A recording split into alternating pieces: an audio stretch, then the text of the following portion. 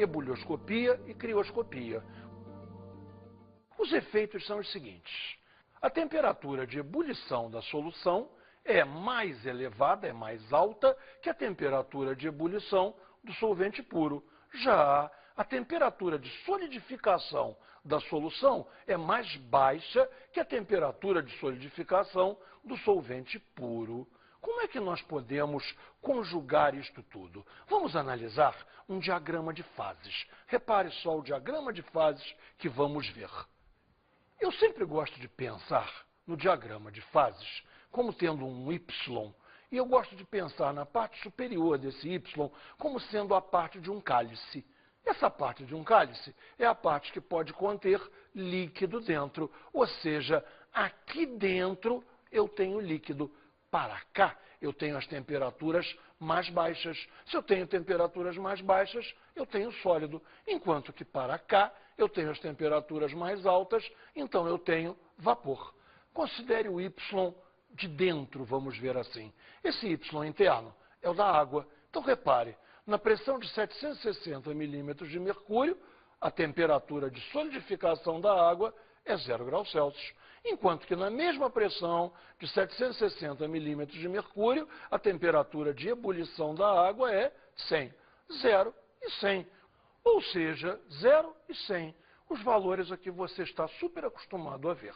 Agora repare, o grande Y externo também é um diagrama de fase, mas é um diagrama de fase para uma solução 1 molar de glicose. Você ainda lembra o que é 1 molar?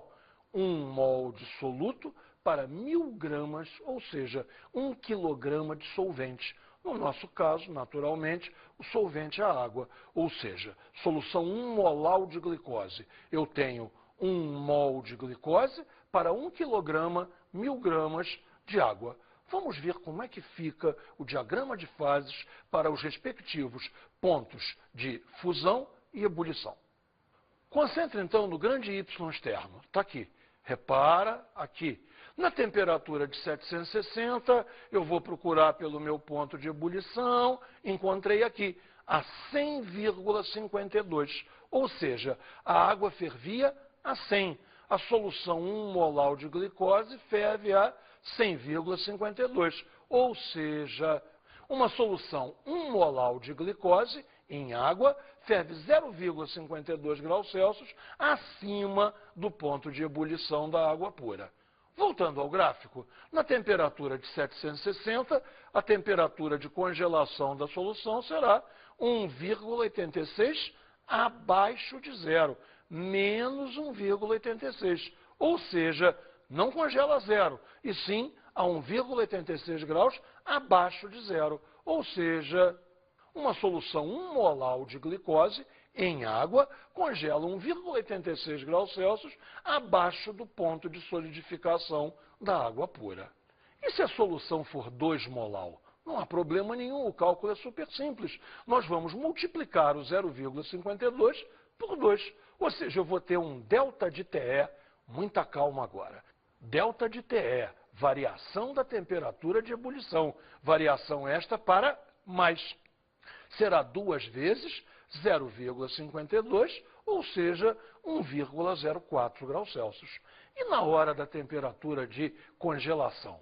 Mesma coisa, nenhum problema. Repare, delta de TC será 2 vezes 1,86, ou seja, 3,72 graus Celsius. Ou seja, uma solução 2 molar de glicose em água congela 3,72 graus abaixo de zero, que seria o da água pura. Ou seja, o efeito crioscópico é dobrado. Resumindo então, o efeito coligativo é proporcional à molalidade da solução. Então precisamos de uma constante de proporcionalidade entre a variação de temperatura e a molalidade. Esta constante ganha nomes especiais conforme o caso. Repare, primeiro na ebulição. Na ebulição, esta constante vai se chamar KE, constante ebuliométrica. Essa constante é uma característica de cada solvente. Para a água, ou seja, o KE da água, é 0,52 graus Celsius por molar. No caso da solidificação ou do congelamento, a gente vai chamar a constante de Kc. Então, Kc é a constante criométrica. Novamente, ela é uma característica do solvente. O Kc para a água é 1,86 graus Celsius por molar. Então, agora, podemos juntar tudo em fórmulas. Fórmulas bastante práticas e que são muito parecidas. Repare, delta de TE, variação da temperatura de ebulição. Então, Ke, constante ebuliométrica. Delta de TE é igual a Ke vezes molalidade. Bem, e se o soluto for iônico? Delta de TE ficará igual a Ke vezes a molalidade vezes o I, o nosso fator de Van Hoff, que faz a correção. Bem, e agora, na congelação? Delta de T, C, Kc, constante criométrica. Delta de Tc igual a Kc vezes a molalidade. Novamente, se o soluto for iônico, delta de Tc igual a Kc vezes a molalidade vezes o I, fator de Van Hoff. Bem, vamos resumir essa história então. Se for delta de Tc, eu vou trabalhar com Kc. Se for delta de Te, eu vou trabalhar com Ke. E fora isso, a única coisa que você vai se preocupar é se o soluto gera íons ou não gera íons. Se não gera íons, tudo bem. E se gerar íons, multiplique por I, multiplique pelo fator de Van Hoff. Nada a se preocupar. Esses cálculos não vão nos atrapalhar em nada. Bem, está na hora de irmos para a última das propriedades coligativas. Vamos estudar agora a osmose. Bem, todo fenômeno osmótico depende da existência de uma membrana semipermeável.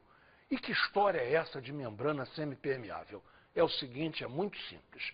Uma membrana semipermeável permite a passagem do solvente, sem permitir a passagem do soluto. Ou seja, solvente passa. Suponha que é água. Água passa. Suponha que o soluto é sal. Sal não passa. Ou seja, moléculas de água se chocam contra a membrana semipermeável e podem passar ou não. Passarão ou não, isso é um problema estatístico. Agora, partículas de sal, os íons Na+, Cl-, não passa nenhum.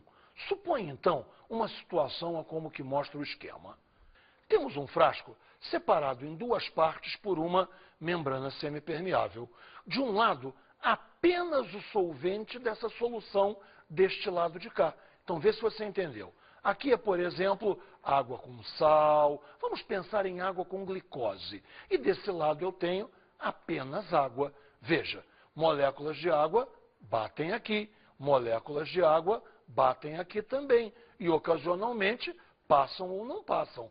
Mas moléculas de glicose não existem aqui. Só existem moléculas de glicose aqui. As moléculas de glicose se chocam e não passam.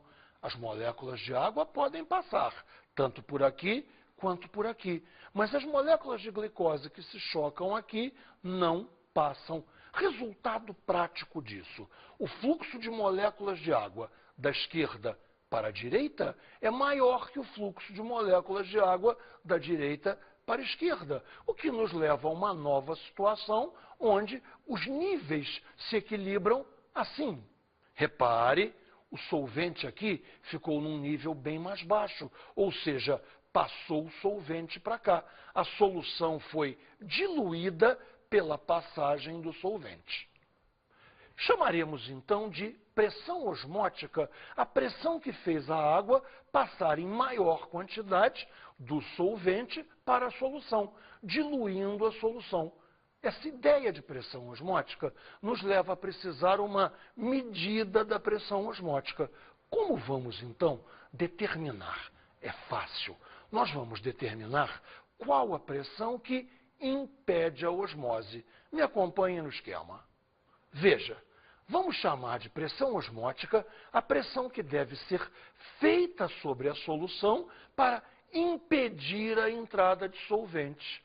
Eu impeço a entrada de solvente pressionando este lado. Ou seja, eu tenho que fazer força sobre uma área. Lembre, por favor, que força sobre área é pressão. Eu preciso de uma pressão para impedir a osmose. Repare que esse termo é traidor. Todo mundo pensa assim: pressão osmótica é a pressão da osmose tão natural. Não é isso não. Por favor, preste atenção. Pressão osmótica é a pressão que é necessária para impedir a osmose, para bloquear a osmose, fazer com que a osmose não ocorra.